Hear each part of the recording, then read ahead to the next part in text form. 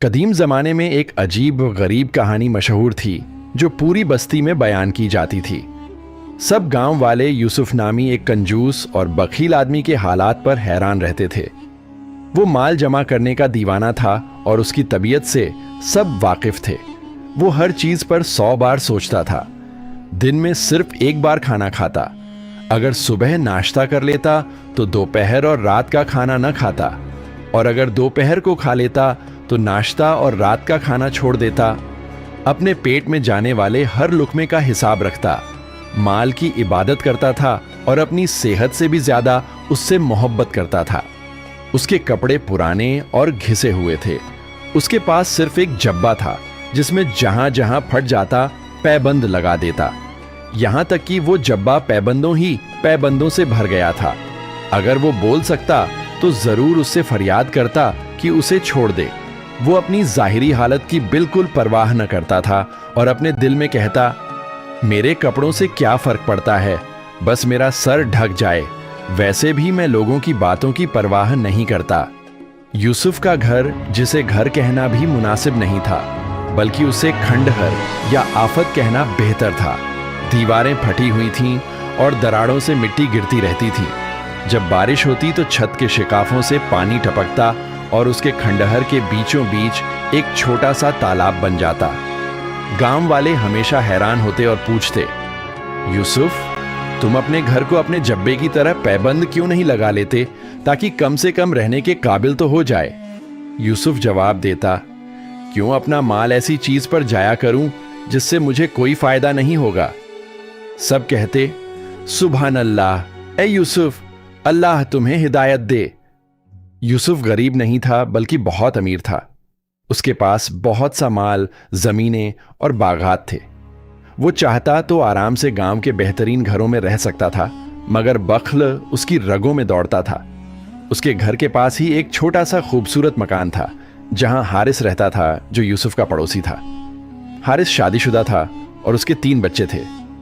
उसके पास अपनी मेहनत के सिवा कुछ नहीं था। वो अपनी बीवी मरियम और बच्चों का पेट पालता, उनका ख्याल रखता, उनकी ज़रूरतें पूरी करता और हमेशा अल्लाह का शुक्र अदा करता। हर जुमे को मरियम दलिया का एक प्याला तैयार करती, जो हारिस मस्जिद में अल्लाह के रास्ते में तकसीम करता। वक्त गुजरता गया, लेकिन यूसुफ में कोई तब्दीली ना आई, बल्कि उसका बखल और भी बढ़ गया। एक दिन वो अपने बाग में मजदूरों का जायजा लेने गया। वहां पहुंचकर उसने देखा कि एक मजदूर संतरा खा रहा है। ये मंजर देखकर यूसुफ गुस्से से भर गया। दिल में बोला, यही वो मंजर है जो मुझे खौफजदा कर देता है। मैं इस बाग का मालिक हूं, लेकिन आज तक मैंने इसका एक भी संतरा नहीं खाया। लगता है जब मैं मौजूद नहीं होता तो ये लोग बहुत सारे संतरे खा जाते हैं। ये मुझे लूट रहे हैं। अल्लाह की कसम, कल से मैं उनके लिए कुछ नहीं छोड़ूंगा। मैं सब कुछ बेच दूंगा और अपना माल छिपा दूंगा, ताकि कोई मुझे लूट न सके। चुनांचे यूसुफ ने अपनी सारी जायदाद बेच डाली और उससे 1000 सोने के सिक्के खरीदे। उन्हें एक मटके में डालकर जंगल के एक दरख्त के नीचे दफन कर दिया। दिल में बोला, अल्हम्दुलिल्लाह, अब मैं परसुकून हूं। ये मटका यहीं रहेगा और कोई मुझे लूट नहीं सकेगा। अब वो ये सोचने लगा कि बिना उस मटके को हाथ लगाए वो कैसे गुजर बसर करे। फिर उसके जहन में एक शैतानी ख्याल आया। अगली सुबह वो बाजार गया और जोर जोर से रोने लगा, बचाओ ए लोगो, मेरा सारा माल लुट गया, मेरे पास कुछ नहीं बचा। गांव वाले जमा हो गए और उसे तसल्ली देने लगे। किसी ने उसे पैसे दिए, किसी ने सब्जियां, किसी ने गोश्त। यूसुफ खुश खुश अपनी झोंपड़ी वापस गया, क्योंकि उसे मुफ्त में सब कुछ मिल गया था। ये चाल उसे इतनी पसंद आई कि उसने इसे अपना पेशा बना लिया। हर हफ्ते वो बाजार जाकर लोगों से भीख मांगता। उसका पड़ोसी हारिस रोज उसके पास आता और जो कुछ मरियम ने पकाया होता उसमें से हिस्सा देता। वक्त गुजरता गया। एक दिन सख्त आंधी और बारिश का तूफान आया। यूसुफ जब सुबह बीडार हुआ तो फौरन जंगल की तरफ दौड़ा ताकि मटका चेक करे, मगर मटका गायब था। बारिश के पानी ने मटका बहा दिया था। वो मटका बहता हुआ हारिस के घर के दरवाजे तक पहुंच गया।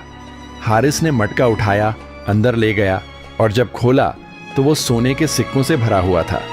مریم اور بچے خوشی سے جھوم اٹھے۔ بیوی بولی، الحمدللہ، یہ اللہ کا دیا ہوا رزق ہے۔ مگر حارث نے کہا، نہیں مریم، یہ میرا نہیں، میں کسی اور کی امانت نہیں رکھ سکتا، میں کل بازار جا کر اس کے مالک کو ڈھونڈوں گا۔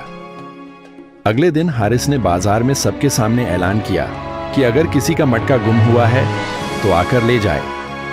یہ خبر یوسف بخیل تک پہنچی۔ وہ فوراً حارث کے پاس پہنچا اور بولا، السلام علیکم حارث، وہ مٹکا میرا ہے۔ حارث حیران ہوا کیونکہ وہ جانتا تھا کہ یوسف تو فقیروں کی طرح جیتا ہے۔